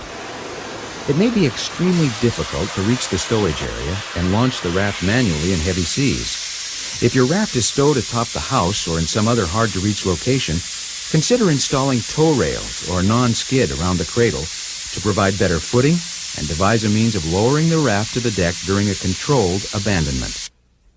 Before launching the raft manually, change the painter-to-vessel connection so the full strength of the painter line takes the place of the weak link. Pull out a few feet of painter line from the canister and belay it to the cleat located on the raft cradle or some other nearby strong point. In most cases, the raft should be launched over the lee side or the wind will pin it to the vessel and create the potential of damage to the fabric. The presence of hazards like smoke or debris may alter this rule. Pulling the painter out to its full length activates the inflation. The painter on a Coast Guard approved raft is a minimum of 100 feet long. Wait for full inflation with the canopy erect before boarding. Your raft will probably overinflate, and you'll hear the sound of air escaping through the pressure relief valves. This doesn't mean that the raft is defective. The sound should cease quickly.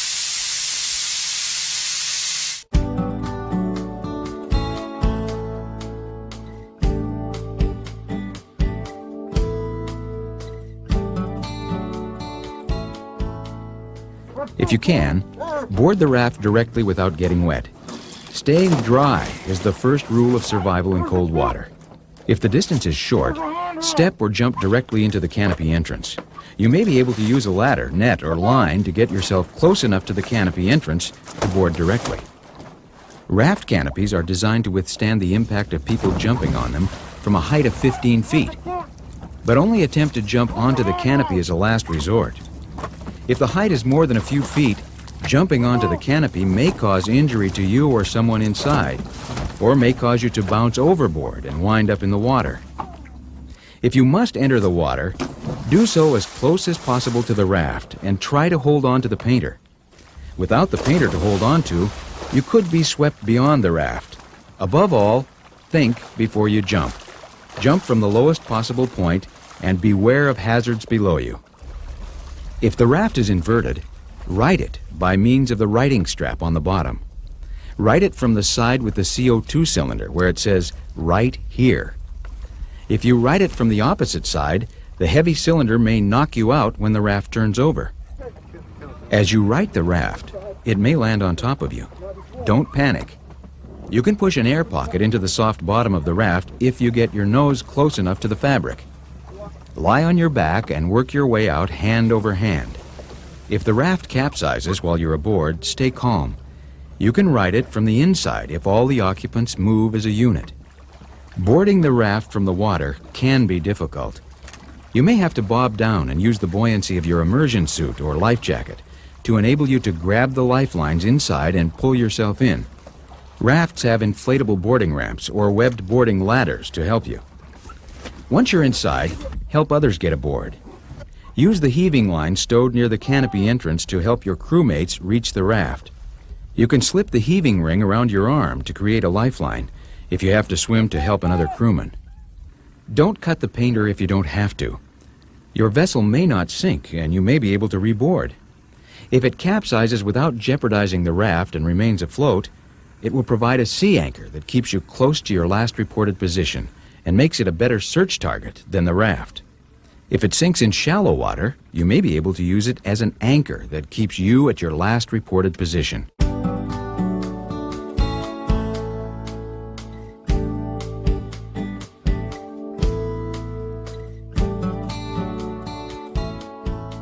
When the vessel represents a danger to the raft, cut the painter with the safety knife stowed near the entrance of each Coast Guard approved raft. If you operate more than 20 miles offshore, your raft should contain an ocean service pack. For operations within 20 miles, or in lakes, bays, and sounds, you can substitute a smaller limited service pack. Before you go to sea, you should be aware of exactly what your raft contains. The equipment packs should be professionally prepared in advance by an authorized servicing agent of the raft manufacturer. But you bear the final responsibility for ensuring that the equipment aboard your raft meets your needs. Don't allow yourself to be surprised at what the raft does not contain. For example, unless you've made special arrangements with the manufacturer, an approved raft won't contain an EPIRB, or Emergency Position Indicating Radio Beacon, that emits a signal to help rescue units find you. Extra flares and rockets or prescription medicines are other items you might want to have added to your raft. If you have time, augment the equipment pack with items from the vessel. Grab the handheld radio, the vessel's EPIRB, extra food and water, blankets, clothing, whatever's handy and likely to be helpful. Try to throw everything that floats over the side just before you abandon. Throw things like buoys, fenders, planks, coolers, or even plastic bottles. You may have to use them for flotation. Additionally, the floating debris represents a signal that makes you bigger, brighter, and different from your surroundings. If you have time, tie the debris together. If it doesn't represent a potential source of damage, tie it to the raft.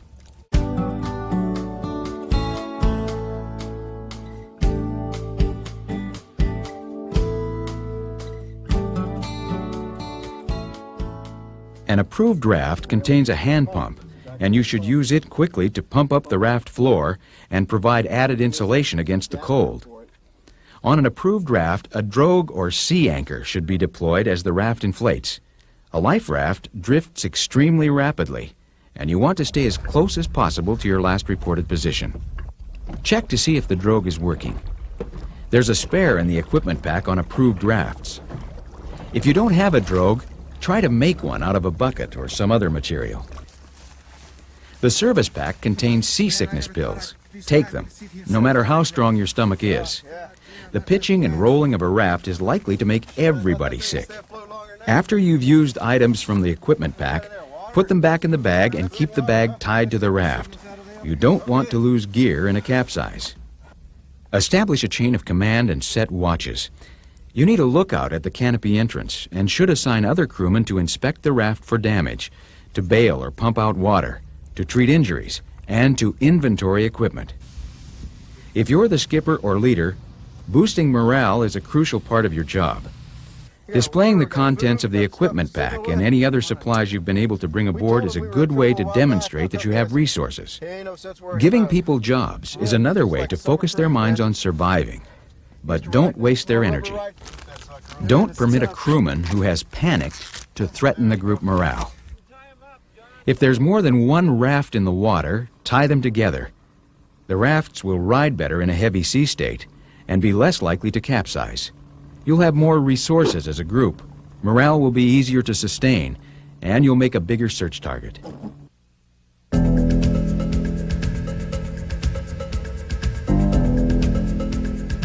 Select good equipment that meets both legal requirements and your special needs. Make sure that you and your crew know how to use it. Install the raft carefully so it can be launched either manually or in a float-free manner. Keep the painter securely fastened whenever the vessel is at sea. Launch the raft before the emergency reaches the crisis stage. Throw everything that floats overboard before you abandon ship. Grab extra emergency supplies. Wait for full inflation and board from the lowest possible point above the water. Try to board the raft directly without getting wet. Help your crewmates. Don't cut the painter if you don't have to. Be sure the drogue is working to keep you as close as possible to your last reported position. Inflate the floor, take seasickness pills, post lookouts, and establish a chain of command. Keep your morale high.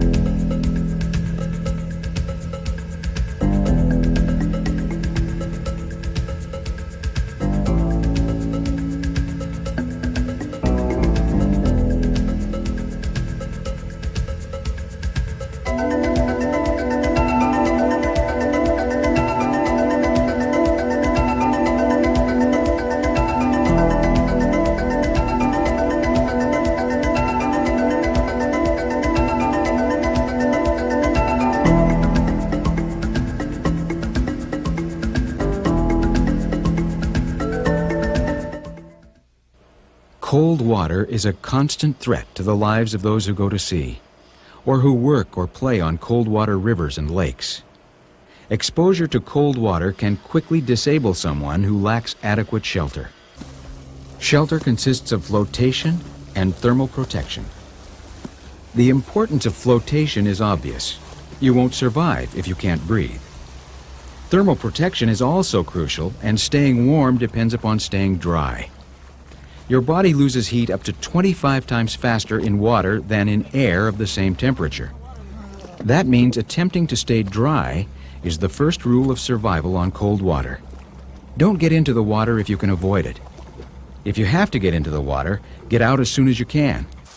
If you can't get all the way out, Get as much of your body out as possible, especially the critical heat loss areas: the head, neck, armpits, sides, and groin.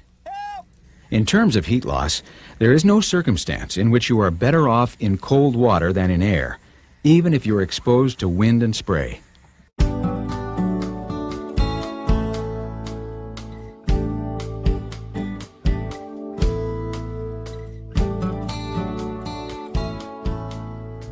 Your clothing represents a vital form of shelter. You need layers of warm clothing even if you'll be wearing an immersion suit. And fabrics like wool or polypropylene are far superior to cotton because they don't absorb water. Wear a watch cap to protect your head. Your head is the source of 50 to 70% of your body's heat loss. If you have to enter the water without an immersion suit, the initial cold shock could be disabling or even fatal. Extra clothing and a waterproof outer layer like a work suit or foul weather gear will markedly reduce this shock effect. Extra clothing will prolong your survival time by reducing heat loss, and it won't weigh you down. In fact, air trapped between the layers of clothing will help keep you afloat if you assume a relaxed back-floating position with your feet up. Only immersion suits provide sufficient protection for extended survival in cold water, but they're much too bulky to work in. They might best be called abandoned ship suits. They are by far the best wearable abandoned ship devices on the market, but they don't fill the role of providing everyday flotation. For that, you need something else. If you fall in accidentally, your chances depend on two things: how fast your crewmates can turn the boat around and pick you up, and whether or not you are wearing flotation when the accident occurs. Without flotation in extremely cold water, your ability to tread water or swim is probably measured in minutes. If you're unconscious or injured and unable to help yourself, your survival time is obviously even less. Unfortunately, many boaters and seamen are reluctant to wear personal flotation devices, or PFDs. That's Coast Guard jargon for what you and I call life jackets. No one ever thinks the accident is going to happen to him. Man overboard and abandoned ship emergencies can and do occur, however. And to give yourself a fighting chance of survival, you need two pieces of gear. You need an effective abandoned ship device, preferably an immersion suit, and you need some form of everyday flotation that you're willing to wear all the time.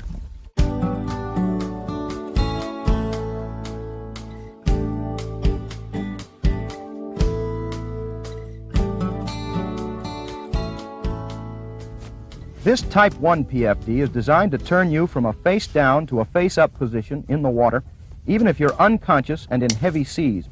Short of an immersion suit, a Type 1 PFD would be the best garment to have on if you did find yourself in the water, at least in terms of flotation. It would keep your head out of the water and enable you to assume the heat escape lessening posture or help position to minimize heat loss. Because of its high level of inherent buoyancy and ability to turn the wearer face up, the Type 1 is required aboard many vessels. In mild conditions, these devices serve as effective abandoned ship garments, although they offer virtually no thermal protection. If your boat is typical, however, the Type 1 PFDs only make it out of stowage to greet the boarding officer when you're subject to a Coast Guard safety inspection. They're simply too bulky and uncomfortable to be worn routinely.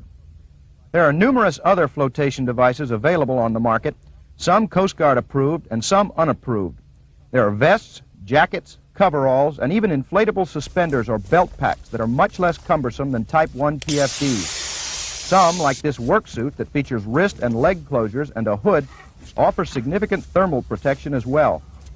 It's simple common sense to wear some form of flotation as a routine component of your personal gear, especially in heavy seas, at night, or during dangerous operations. For the vessel owner, requiring flotation all the time is a form of insurance against potentially ruinous wrongful death penalties. With the variety of types and styles available today, it's ridiculous not to wear something. Be aware, however, that everyone floats differently, and a PFD that works for one person may not work for you. Nor does the fact that a device is Coast Guard approved mean that it's going to do what you bought it for unless you've tested it in the water and you know it works.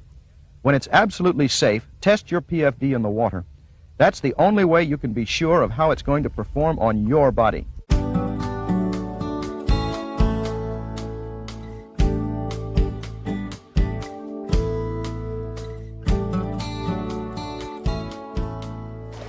Fit is critical for all PFDs. Too loose a fit and the device may ride up on your torso, while your face slips toward the water. Look for a device with small armhole and make sure there's no gap between your shoulder and the shoulder of your PFD when you're floating in the water. To eliminate the problem of having a PFD ride up on your body, choose a model with a crotch strap like this one. Fit is especially critical for children. To protect a child, buy a device that fits. Don't buy a big one and attempt to let him or her grow into it. The child needs something that works now, not next year. The more fully the device covers your critical heat loss areas and reduces the flushing action of cold water against your torso, the more thermal protection it provides.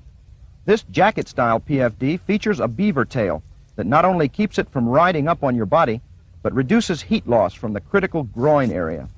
Keep in mind, however, that no PFD offers enough thermal protection for extended survival in cold water. Even full-length deck suits don't compare to immersion suits in terms of preserving body heat. Only an approved immersion suit should be regarded as an effective abandoned ship device for cold and remote conditions. The information published by PFD manufacturers with respect to the hypothermia protection afforded by their products is based on calm water testing. In the ocean, rising seas cause the insulation value of all PFDs to degrade rapidly as cold water intrudes and flushes around the body. There simply is nothing else that compares to an immersion suit in terms of conserving body heat, although some PFDs are significantly better than others.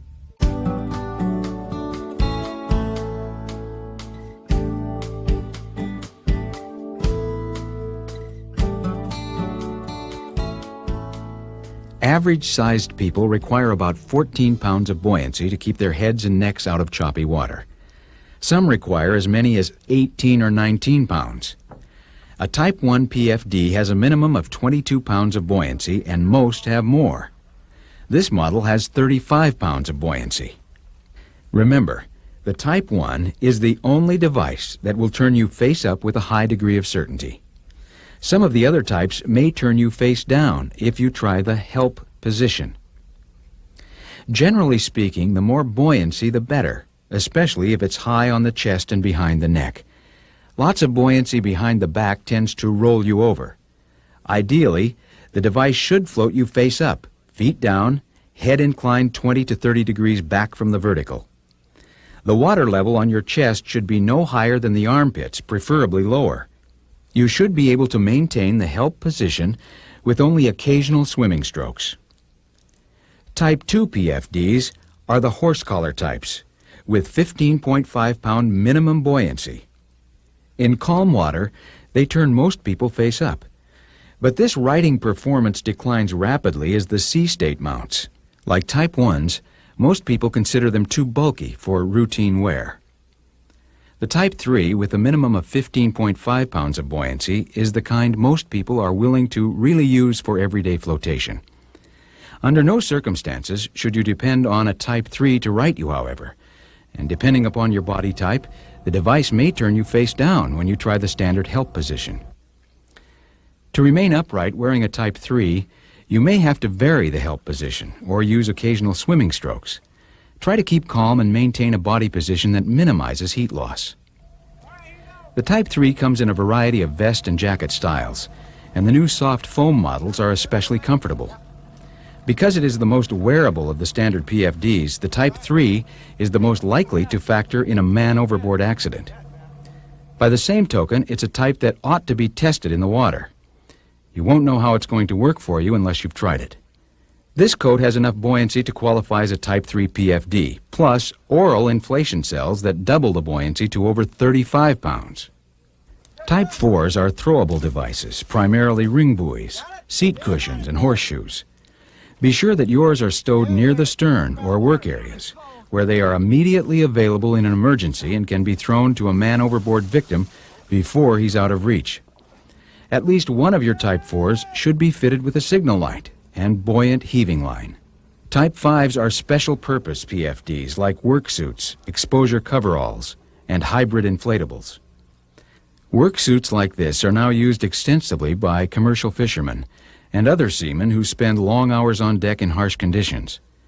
With an insulated hood, inflatable head support, and closures at the wrist and thighs, it provides a substantial amount of in-the-water thermal protection.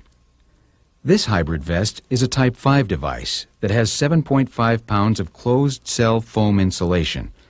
That's enough to float most people by itself. When the device is inflated, either by mouth or by using the CO2 cartridge, the buoyancy jumps to 22 pounds. There are non-approved devices like this SOS pack that are pure inflatables with no inherent buoyancy. Hybrids and pure inflatables represent excellent personal flotation devices as long as they're properly maintained and activated. Conventional wisdom argues that PFDs made of inherently buoyant material like kapok or closed-cell foam are superior to inflatables because they require little maintenance and don't have to be activated by the wearer. Inflatables are less cumbersome and more likely to be worn, however, and that gives them one undeniable advantage over other devices. Any PFD on your person when the accident occurs is far better than something else in stowage. Some inflatables are automatically inflated rather than inflated by mouth. If you buy this type, be sure to examine the reliability of the auto-inflation mechanism prior to purchase. Every inflatable PFD should include a mouth tube to provide either primary or backup inflation capability.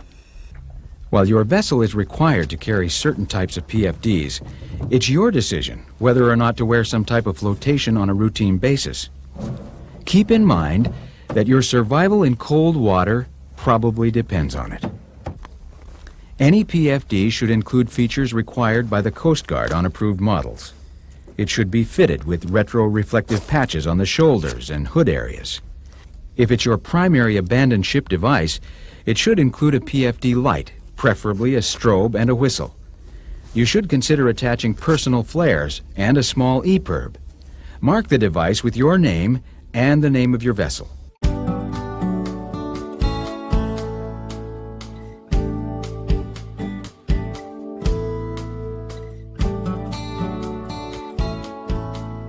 If you fall overboard in cold water, the key to survival is often the opposite of the natural tendency to struggle mightily to save yourself. From the standpoint of conserving body heat, the best possible behavior is to remain calm and still. Struggling or swimming causes maximum heat loss because of the flushing action of cold water against the body's critical heat loss areas, as well as the expenditure of calories produced by strenuous exercise. A calm body floats better than a tense one, and controlled breath and pulse rates help minimize heat loss. Of course, remaining calm and controlled may very well be impossible. You've got to do the best you can considering the circumstances. If you're about to be picked up and have enough flotation to keep your head and neck out of the water, don't swim. In cold water, you won't be able to swim far enough to make a difference in how fast they reach you, and rapid heat loss could be disabling. Assume the heat escape lessening posture, or HELP position.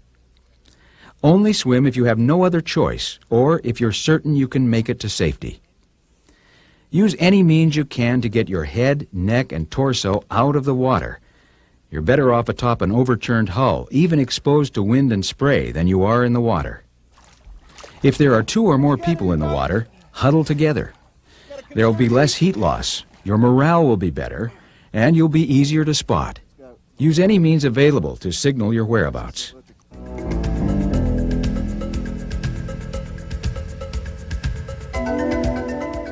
Attempting to stay dry is the first rule of survival in cold water.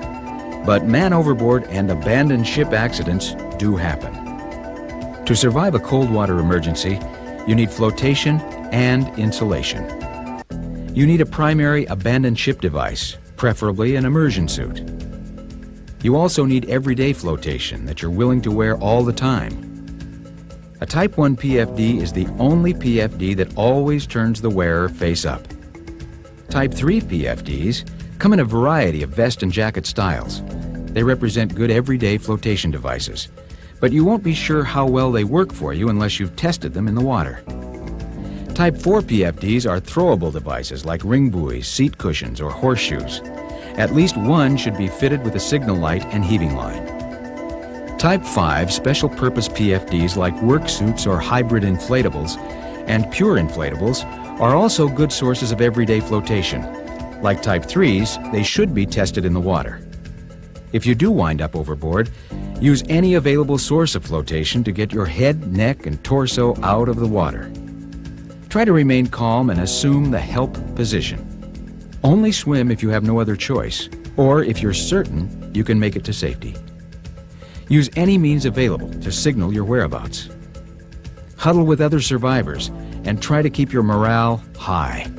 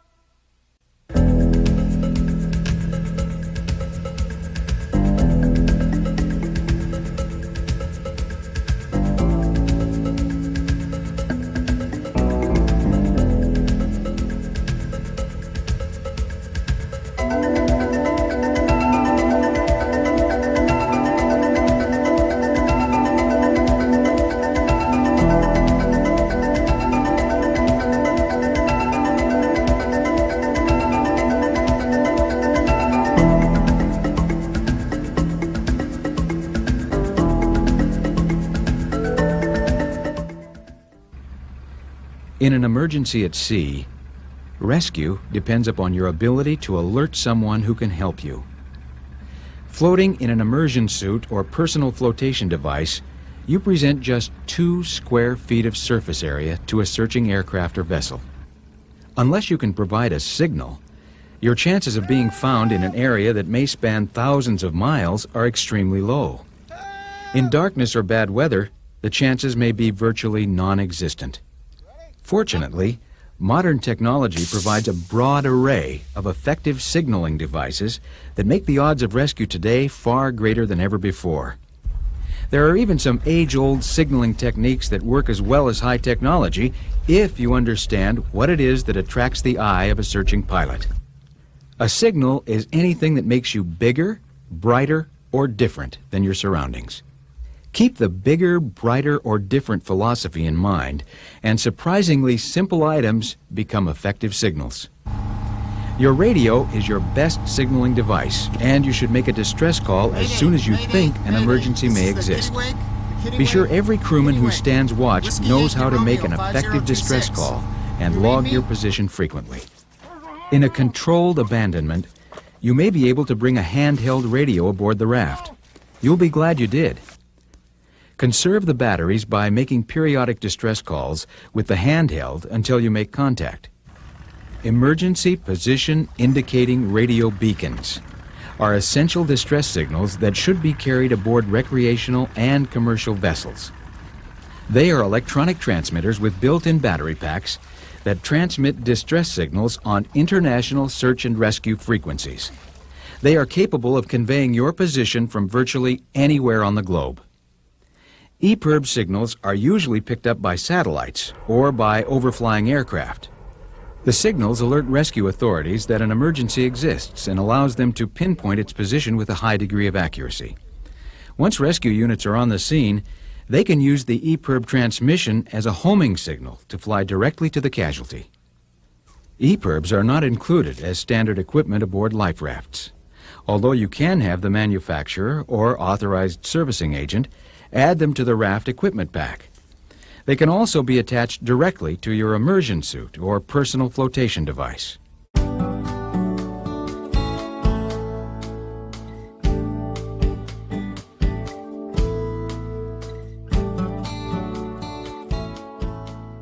Once rescue units are within viewing range, visual distress signals enable them to pinpoint your location. Remember, the bigger, brighter, or different philosophy. To make yourself bigger, stay with the boat. Even if it's upside down, it represents a better visual signal than you do. If it's a metal hull, it also serves as a radar reflector. If you have time, throw everything that floats over the side before you abandon ship. If you can do so safely, tie the debris together and tie it to your raft. The debris may provide emergency flotation, and it makes you bigger and different. If you don't have a better alternative, stay with the biggest piece of debris you can find. Rescue units are trained to always investigate debris. Other means of making yourself bigger are tying your rafts together or huddling in a group. You should use your ingenuity to make yourself bigger by whatever means your circumstances permit.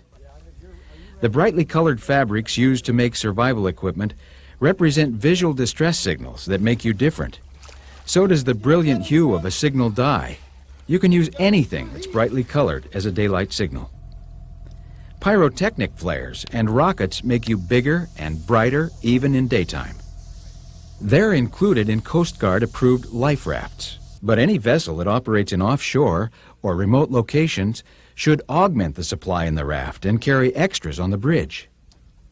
You can attach pyrotechnic signals to your personal flotation devices or immersion suits, either by inserting them into the pockets or taping them to the fabric. Another excellent technique is to create a personal survival kit with visual distress signals and other emergency supplies. Stow the kit with your immersion suit or Type 1 personal flotation device. The pyrotechnics available on the market today include the low-intensity recreational type, like these pistol-launched meteors or 500 candle power hand flares, and the modern high-intensity variety, like this 15,000 candle power hand flare or this 40,000 candle power parachute rocket.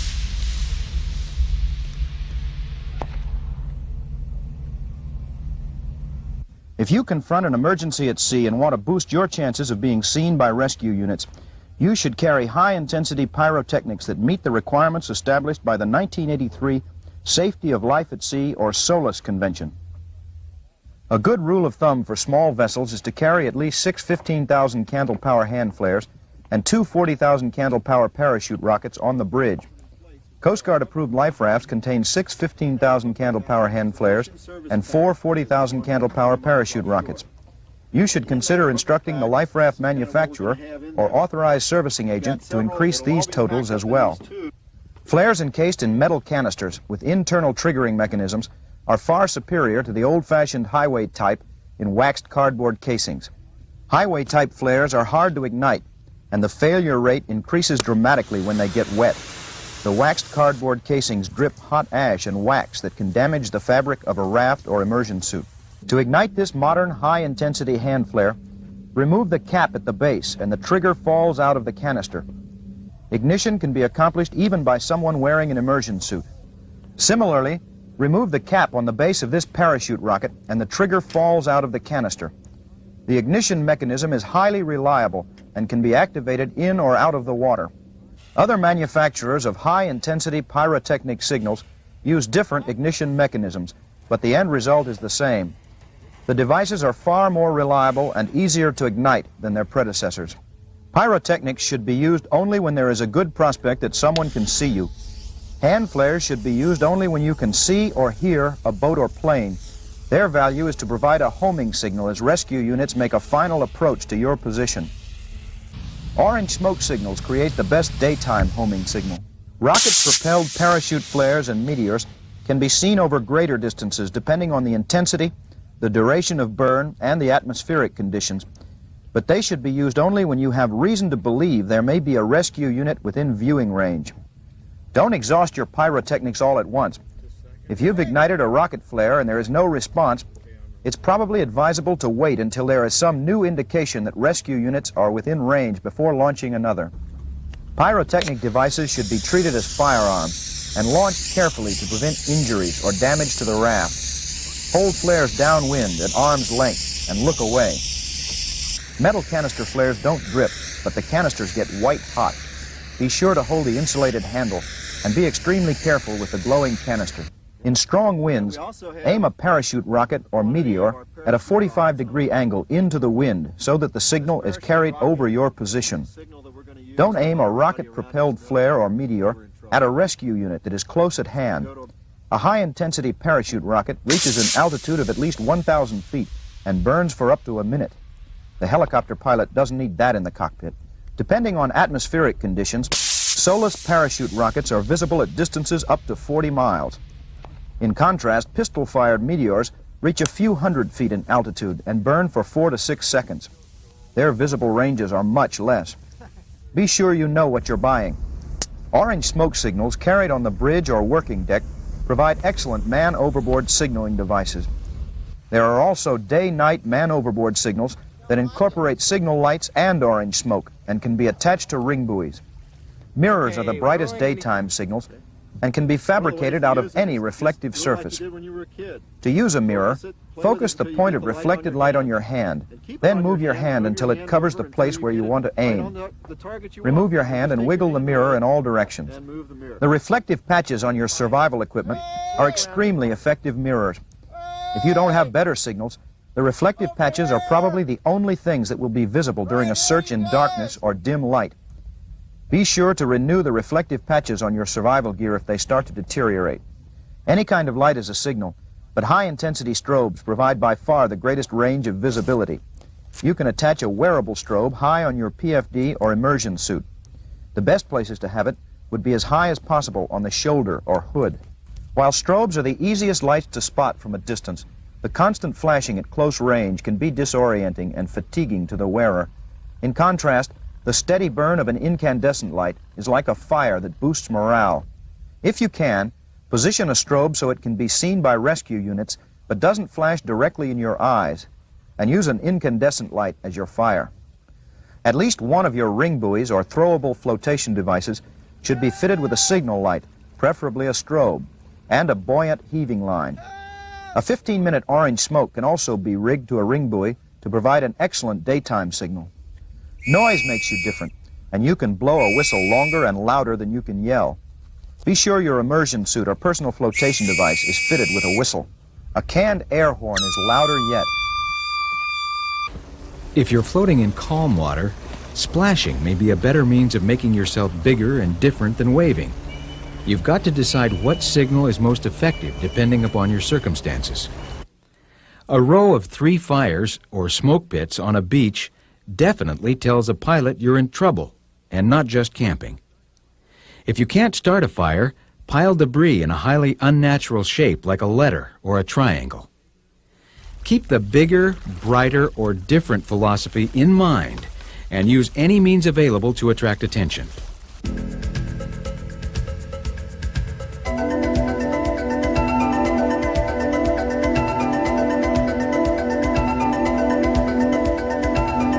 A signal is anything that makes you bigger, brighter, or different from your surroundings. Your radio is your best signal, and you should make a distress call as soon as you think an emergency exists. EPIRBS are radio transmitters capable of conveying your position from any place on the globe. Your vessel should be equipped with an EPIRB stowed in a manner that permits it to float free in a sudden capsize. Additionally, you should consider having EPIRBs stowed in your life raft and attached to your personal survival gear. Visual distress signals enable rescue units to home in on your position.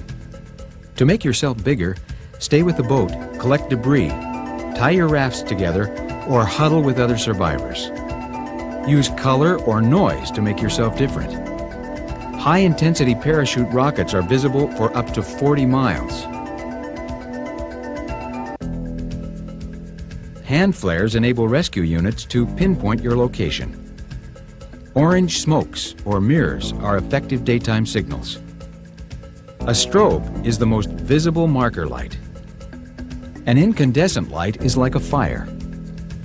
Use your ingenuity to make yourself bigger, brighter, or different by whatever means circumstances permit.